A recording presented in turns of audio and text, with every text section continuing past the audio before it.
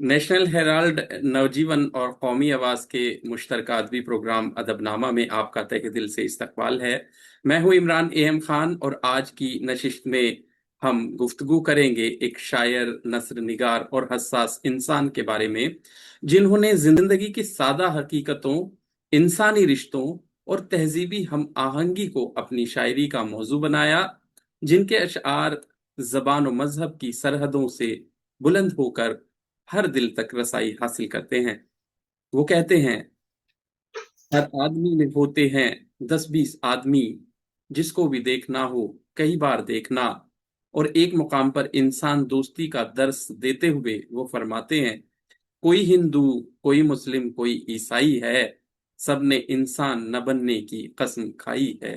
जी हाँ, हम बात कर रहे हैं मारूफ शायर निदा फाजली की, जिन्होंने उर्दू शायरी को एक नई सादगी, नई फिक्र और नई मानूवियत अता की। और आज की इस नशिस्त में भी हमेशा की तरह हमारे साथ मौजूद हैं नामवर शायर, निहायत मकबूल नाज़िम मुशायरा और बर्रे सगीर की शायरी रिवायत के गहरे शनासा जनाब मोइन शादाब साहब। शादाब साहब, अदबनामा में आपका दिल की गहराइयों से खैर मकदम है। बहुत शुक्रिया भाई, बहुत शुक्रिया। आदाब। शादाब साहब, सबसे पहले निदा फाजली के खानदानी पस मंजर पर रोशनी डालें। देखिए, मशहूर शायर, फिल्मी नगमा निगार, नस्र निगार और सहाफ़ी जनाब निदा फाजली साहब का ताल्लुक बुनियादी तौर पर अगर हम इनके वालिद मोहतरम को देखते हैं तो इनके वालिद मोहतरम मोहतरम जो शायर भी थे और उनका नाम था मुर्तज़ा हसन साहब, लेकिन वो दुआ डिबाईवी के नाम से शायरी करते थे। तो अंदाजा होता है कि डिबाई जो बुलंदशहर का एक कस्बा है वहां से कहीं ना कहीं इनका खानदानी ताल्लुक है। लेकिन निदा साहब खुद दिल्ली में पैदा हुए और चूंकि उनके वालिद मोहतरम मुर्तज़ा हसन साहब रेलवे में मुलाजिम थे और ग्वालियर स्टेट में वो उनकी मुलाजमत थी, तो वो ग्वालियर चले गए थे। वहाँ उन्होंने जिंदगी का बेशतर हिस्सा गुजारा। तो पैदा तो निदा फाजली साहब दिल्ली में हुए, लेकिन उन्होंने अपनी जिंदगी का बेशतर हिस्सा जो है वो ग्वालियर में गुजारा। वहीं से उन्होंने तालीम हासिल की, उज्जैन यूनिवर्सिटी से उन्होंने आला तालीम हासिल की। और उसके बाद जो तकसीम का मसला हुआ उसमें उनका खानदान बिखर गया। फिर वो बॉम्बे चले गए और फिर मुस्तकिल बम्बई में ही रहे। ये उनका एक खानदानी पस मंजर है। और अब इब्तदाई माहौल और अदबी फजा के बारे में बताइए, जिसने उनकी शख्सियत की तश्कील में अहम किरदार अदा किया हो। नींद देखिए, मैंने जिक्र किया था अभी उनके उनके वालिद मोहतरम का मैंने जिक्र किया, इमरान साहब, कि जी। उनके वालिद मोहतरम जो है मुर्तज़ा हसन साहब, और इनका निदा फाजली साहब का नाम मुख्तदा हसन साहब था। तो मुर्तज़ा हसन दुआ डिबाईवी के नाम से बहुत मशहूर नाम है। लोग वाकिफ है इस नाम से कि दुआ डिबाईवी नाम के कोई मोहतरम शायर थे, बुजुर्ग शायर थे। तो वालिद मोहतरम शायर थे। इनके जो अपने भाई थे उम्मीद फाजली साहब भी खुद बहुत अच्छे शायर थे। और उनका एक शेर तो बड़ा मशहूर हुआ, उसका पहले मतलब सुनाता हूँ कि हवा चली थी कुछ ऐसी, बिखर गए होते, रगों में खून न होता तो मर गए होते। और ये शेर आपको भी याद होगा, ये सर्द रात, ये आवारगी, ये नींद का बोझ, हम अपने शहर में होते तो घर गए होते। तो ये उम्मीद फाजली हैं, निदा फाजली साहब के भाई हैं। तो एक तरह से हम ये कह सकते हैं कि उनको विरासत में निदा साहब को शायरी मिली, घर का माहौल अदबी था और एक फिक्री रिवायत उनके खानवादे से जुड़ी हुई थी। उसके बाद वो ग्वालियर में रहे, तो ग्वालियर अपने आप में एक बड़ा सकाफती शहर है, वहां पर अदब की परवरिश हुई है, जिसको तानसेन का शहर भी कहा जाता है। तो उस सकाफती माहौल की जाहिर है कि उनकी शख्सियत पर एक छाप पड़नी थी और उसके असरात उनकी शख्सियत पर होने थे। फिर वो एक तरह से जो हिजरत का मसला हुआ कि जब तकसीम वतन का मामला हुआ तो उनके वालिद मोहतरम पाकिस्तान चले गए, वो भी दर्द उनके यहाँ था। फिर वो दरबदर रहे और बिलाखिर मुंबई पहुंच गए, वहाँ इंडस्ट्री से वाबस्ता हो गए, वहाँ कई अखबारात में काम किया। तो अगर हम मजमूई तौर पर देखें, घर का माहौल, ग्वालियर की अदबी फजा, हिजरत का दर्द और गम, اور اس کے بعد جو جس کو ہم پہلے بمبئی کہتے تھے، ممبئی کی جو فلمی دنیا تھی، وہاں کا ادبی ماحول تھا اور وہاں کے اخبارات تھے، تو یہ سب پورا ماحول ایک طرح سے جناب ندا فاضلی صاحب کی ادبی شخصیت کی تعمیر و تشکیل میں شامل ہے۔ جی، بہت خوبصورتی سے آپ نے ندا فاضلی صاحب کے خاندانی پس منظر اور ان کی ادبی فضا کو بیان کیا۔ ندا فاضلی ترقی پسند تحریک، جدید حیثیت اور عام آدمی کے مسائل سے وابستہ شاعر سمجھے جاتے ہیں۔ ان کے فکری اور شعری سفر کی نمایاں خصوصیات کیا ہیں؟ دیکھیے، ترقی پسندی کا آپ نے ذکر کیا، لیکن ترقی پسند ان کو بظاہر تو شاعر نہیں کہہ سکتے ہیں، کیونکہ جس وقت ندا فاضلی نے اپنی شاعری کا آغاز کیا تو ان کو یہ اندازہ ہو گیا تھا کہ ترقی پسندی کہیں نہ کہیں دم توڑ رہی ہے۔ لیکن ترقی پسند جس کو ہم عام معنی میں لیتے ہیں کہ اگر انسان دوستی کا نام ترقی پسندی ہے، تو ندا فاضلی کے یہاں یہ عناصر وہ بھرپور طریقے سے موجود تھے۔ ان کا ایک شعر بھی ہے کہ ہر ایک گھر میں دیا بھی جلے، اناج بھی ہو، اور یہ سب میسر نہ ہو تو اس کے بعد احتجاج کی بات بھی وہ کرتے ہیں۔ تو یہ رجحانات تھے ان کی شاعری میں، لیکن جو ان کی اصل شاعری ہے وہ انسان دوستی کے ارد گرد گھومتی ہے، وہ عام انسان کی بات کرتی ہے۔ پہلے تو وہ عام انسان کی بات کرتی ہے، انسان دوستی کی بات کرتی ہے مجموعی طور پر، جہاں یہ سمجھ لیجیے کہ وہ پوری کائنات کو اپنے ایک خاندان تصور کرتے ہیں۔ جو فطرت ہے، پیڑ ہیں، پودے ہیں، سمندر ہے، پہاڑ ہے، ان سب کو وہ رشتہ دار تسلیم کرتے ہیں۔ تو ایک تو انسان دوستی کی بات ہوئی، اس میں بھی، اس انسان دوستی میں بھی عوام دوستی، یعنی جو کہ ایک عام انسان کا دکھ اور درد ہو سکتا ہے، وہ ندا فاضلی صاحب اپنی شاعری میں بیان کرتے ہیں۔ تیسری بات یہ ہے جس سے ان کا اسلوب وضع ہوتا ہے کہ سادگی بہت ہے ان کے یہاں۔ اس کے بیشتر اشعار ہیں جو مشہور ہیں تو بہت سادہ ہیں، وہاں کوئی بڑا فلسفہ نہیں ہے کہ لوگ فلسفے کی گتھیاں سلجھانے میں رہ جائیں۔ تو یہ سادگی اور عام فہم زبان جو ایک عام انسان کے لیے کی گئی شاعری ہے، وہ ان کی شاعری کی ایک بڑی خصوصیت ہے، اور وہیں سے ان کا اسلوب بھی تیار ہوتا ہے۔ لیکن ان سب کے باوجود جو ایک داخلی کرب ہے، جو شاعری کے لیے بنیادی ضرورت ہے، کیونکہ ہر اخبار کی سرخی شاعری نہیں ہو سکتی ہے، ہر بیان شاعری نہیں ہو سکتا ہے، ہر سیاسی اسٹیٹمنٹ شاعری نہیں ہو سکتا ہے، انسان کا عام تجربہ یوں ہی شاعری نہیں بن جاتا، بلکہ وہ ایک داخلی کیفیت کے ساتھ سامنے آتا ہے جہاں وہ شاعری رہتا ہے۔ تو یہ داخلی کرب ان کے یہاں بہرحال موجود رہتا ہے، اور اس کے بغیر ان کی شاعری مکمل نہیں ہوتی ہے۔ اور یہ تمام چیزیں ان کی ایک جو شعری اسلوب ہے جس کا آپ نے ذکر کیا، جہاں ترقی پسندی بھی ہے، جہاں جدت کے رجحانات بھی ہیں، وہ سب مل کر ندا فاضلی کو ندا فاضلی بنا دیتے ہیں۔ جی شاداب صاحب، آپ نے ندا فاضلی کے اسلوب کی بنیاد اور ان کی جو خصوصیات کو بیان کیا۔ اب ہم چاہتے ہیں کہ آپ بتائیں کہ ندا فاضلی اپنے عہد کے دوسرے شاعروں سے کس چیز سے ممتاز نظر آتے ہیں؟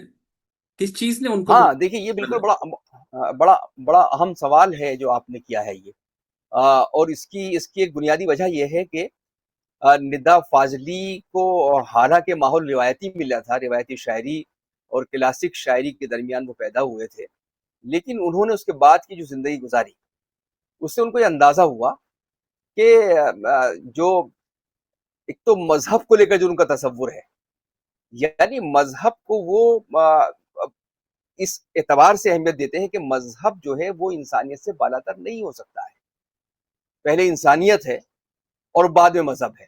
اور یہی انہوں نے پوری زندگی جو ہے اپنی شاعری کے ذریعے پیغام دیا، جس طرح کے کبیر کا فلسفہ ہو سکتا ہے، ان کے یہاں صوفی سنتوں کی بانی بہت دیکھنے کو ملتی ہے۔ تو ان کا بنیادی فرق یہی ہے کہ انہوں نے انسان دوستی اور مذہبی رواداری کو اپنے طریقے سے دیکھنے کی کوشش کی ہے۔ وہ مذہب سے زیادہ انسانیت کو ترجیح دیتے ہیں۔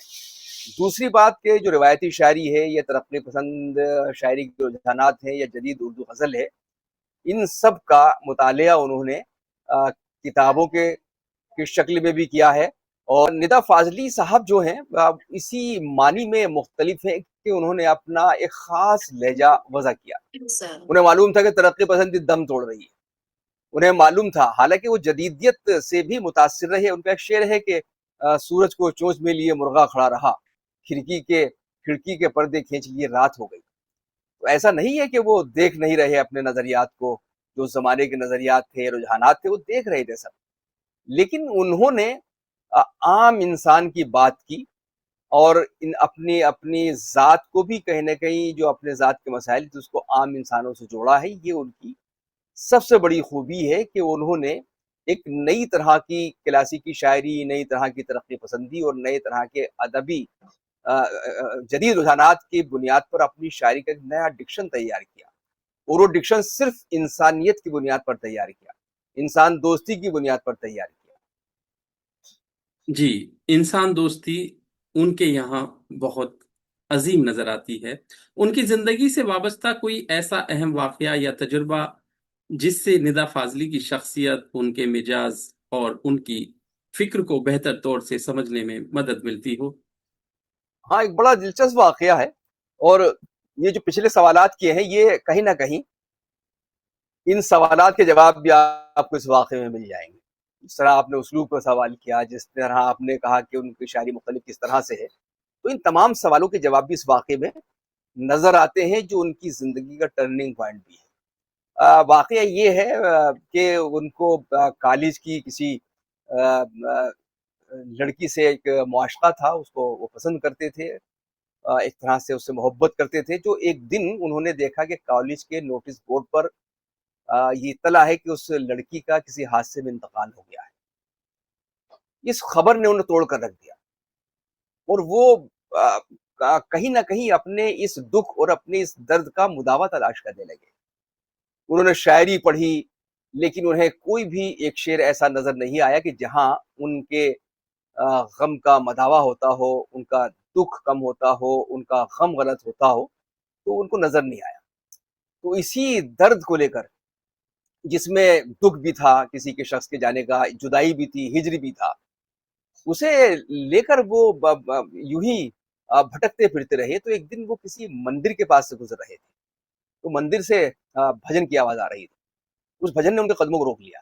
بھجن سورداس کا تھا، جس میں رادھا اور کرشن کی جدائی کا ذکر بیان کیا جا رہا تھا، اور رادھا کہہ رہی تھی باغ سے مخاطب ہو کر کہ اے باغ، تو اتنا ہرا بھرا کیوں ہے؟ تجھ پر کیا کنہیا کی جدائی کا کوئی اثر نہیں ہے؟ تجھے تو جل جانا چاہیے تھا۔ ندا فاضل رک گئے، اور انہیں محسوس ہوا کہ شاید انہیں اپنے غم کا علاج آج مل گیا ہے۔ اور اس سورداس کے بھجن میں انہوں نے ایک طرح کی ایک خاص جو ہے ایک سکون اس میں محسوس کیا، اور اپنے غم کو غلط ہوتے ہوئے دیکھا۔ اور پھر یہیں سے ان کی زندگی کا ٹرننگ پوائنٹ ہے۔ اس واقعے سے نہ صرف ان کا غم غلط ہوتا ہے، بلکہ وہ یہ سوچنے پر مجبور ہو جاتے ہیں کہ تمام دنیا کے دکھ ایک سے ہیں، ساری دنیا کے غم ایک سے ہیں، اور کسی غم کو کوئی مذہب جو ہے یا کوئی فرقہ یا کوئی طبقہ تبدیل نہیں کر سکتا ہے، بلکہ تمام دنیا کے احساسات ایک سے ہیں، سب کا غم ایک سا ہے، سب کا دکھ ایک سا ہے، سب کا ہجر ایک سا ہے، سب کی جدائی ایک سی ہے۔ اور یہ جو انسانی احساسات ہیں یہ تمام مذہبی سرحدوں سے بالاتر ہیں۔ یہ پیغام انہوں نے اس واقعے سے حاصل کیا، اور پھر یہیں سے ان کا ایک شاعری کا اسلوب طے ہوتا ہے، ایک ڈکشن طے ہوتا ہے، اور یہی تجربہ ان کی زندگی کا اور ایک فکری ٹرننگ پوائنٹ بن جاتا ہے۔ اور پھر تمام زندگی وہ اسی جو بنیادیں ہیں کہ تمام دنیا کے دکھ ایک سے ہیں، سب کا درد ایک سا ہے، یہی بنیاد وہ پوری زندگی اپنی شاعری میں بروئے کار لاتے ہیں۔ جی، ندا فاضلی کی شاعری میں انسان دوستی، تنہائی، ہجرت اور تہذیبی ہم آہنگی جیسے موضوعات نمایاں نظر آتے ہیں، جیسا کہ آپ نے بیان بھی کیا۔ انہی میں سے ایک فلسفہ ان کا یہ بھی ہے، کسی ان کے شعر میں ہے کہ زندگی کیا ہے، کتابوں کو ہٹا کر دیکھو۔ تو اس سے ان کی کیا مراد ہے؟ وہ کیا دکھانا چاہتے ہیں زندگی کی کن حقیقتوں کو، جس کو کتابوں کو ہٹا کر دیکھنا پڑے گا؟ یہ بڑا دلچسپ سوال ہے۔ ایک کتابوں کا ہٹانے کا مطلب صرف یہ ہے کہ زندگی کو بھی پڑھا جائے، یعنی یہ کائنات میں بہت کچھ لکھا ہوا ہے، جو فطرت ہے، جو نیچر ہے، اس کا بھی مطالعہ کیا جائے، کیونکہ جو کتاب ہو سکتی ہے وہ کسی ایک شخص کا نظریہ ہو سکتی ہے۔ میں الگ طرح سے سوچ سکتا ہوں، آپ الگ طرح سے سوچ سکتے ہیں، کوئی تیسرا آدمی جو ہے سوچنے کا الگ طریقہ نکال سکتا ہے، اس کے نظریات کچھ اور ہو سکتے ہیں۔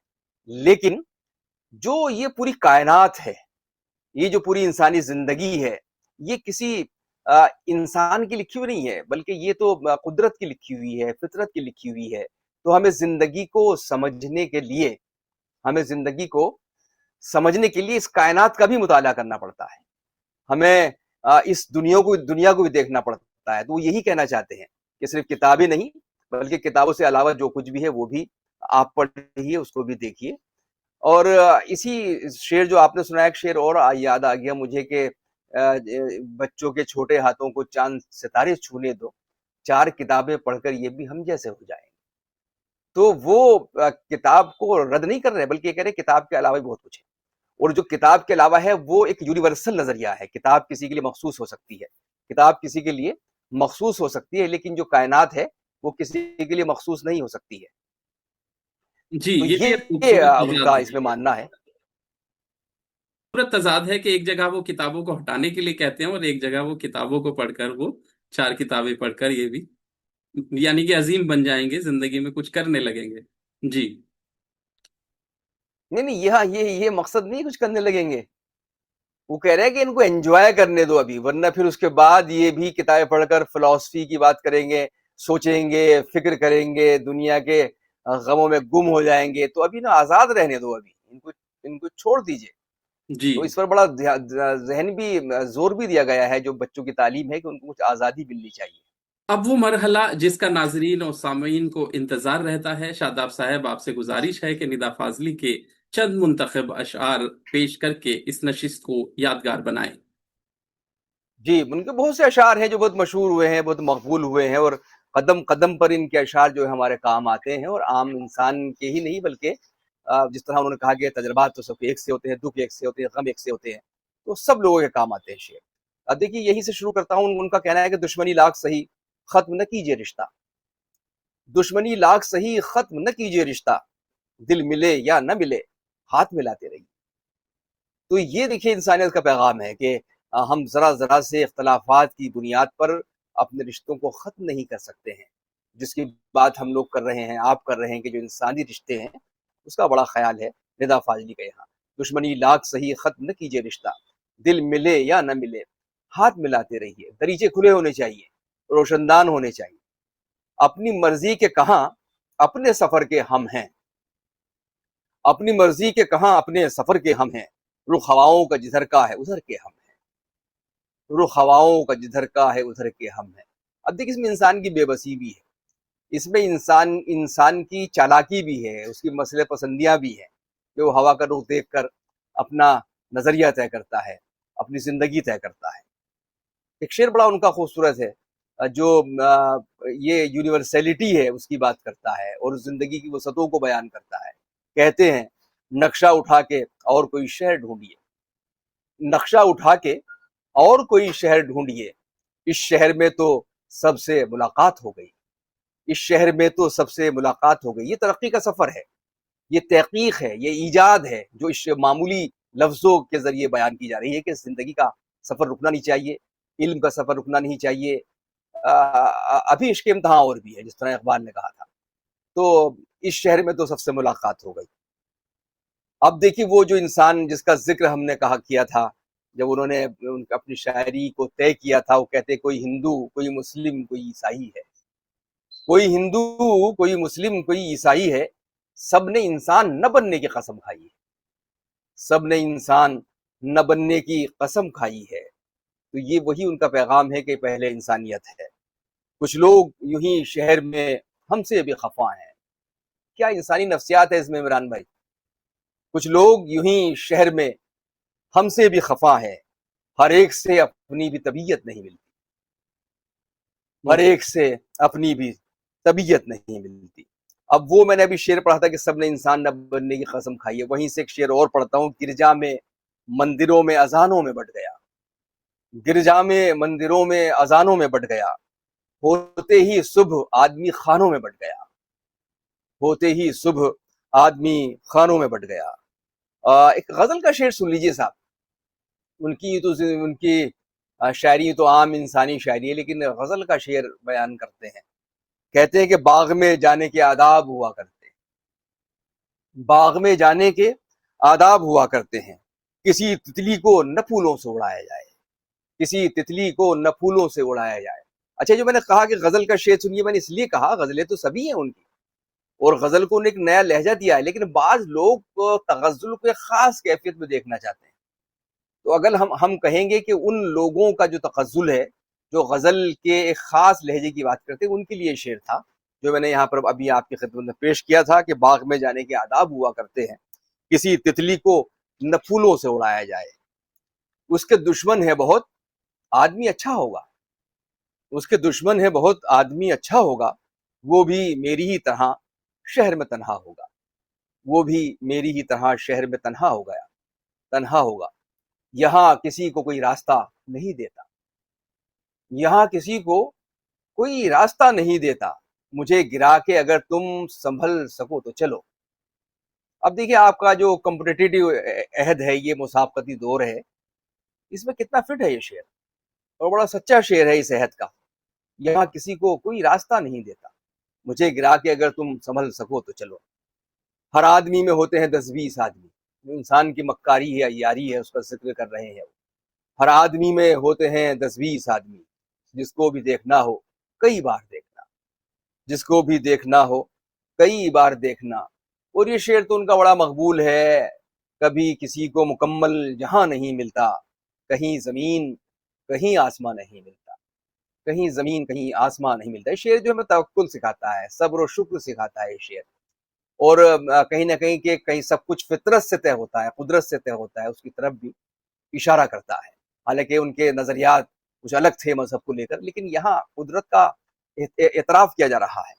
कभी किसी को मुकम्मल जहां नहीं मिलता, कहीं जमीन कहीं आसमां नहीं मिलता। और वही शेर जिसका आपने जिक्र किया था कि धूप में निकलो घटाओं को, घटाओं में नहा कर देखो, धूप में निकलो घटाओं में नहा कर देखो, जिंदगी क्या है किताबों को हटा कर देखो। वो से अशार हैं। फिर वो गजलें हैं उनकी जो जगजीत सिंह ने गाई हैं, बेखुदी क्या चीज़ है, उसका मैंने जिक्र नहीं किया, बहुत आम सी चीज़ है। तो बहुत सी गजलें हैं, उनके गाने भी बहुत मकबूल हुए हैं। पाकीज़ा फिल्म के उन्होंने माफ़ कीजिए, रज़िया सुल्तान के गाने कमाल अमरोही साहब ने उनसे लिखवाए, तो बड़े मकबूल उनके नगमे हुए थे। तो ये निदा फाजली साहब हैं। आदाब साहब, हम आपके तहे दिल से शुक्रगुजार हैं कि आपने निदा फाजली जैसे मुनफरिद इंसान दोस्त और साहिब उसलूब शायर पर निहायत बामानी गुफ्तगू फरमाई, जो हमें यकीन है कि हमारे नाजरीन और क़ारीन के इल्मी और अदबी ज़ख़ीरे में यकीनन इजाफ़ा करेगी। नाजरीन और सामीन, अगर आपको अदबनामा की ये नशिश पसंद आई हो तो वीडियो को लाइक कीजिए, चैनल को सब्सक्राइब कीजिए और बेल आइकॉन को ज़रूर दबाइए, ताकि हमारी हर नई नशिस्त आप तक बर वक्त पहुंचती रहे। अगली नशिस्त में और अहम शायर की जिंदगी, फिक्र, असलूब और फन पर गुफ्तगू के साथ दोबारा हाजिर होंगे। तब तक के लिए इजाजत चाहेंगे। अपना ख्याल रखिएगा, फिर मुलाकात होगी।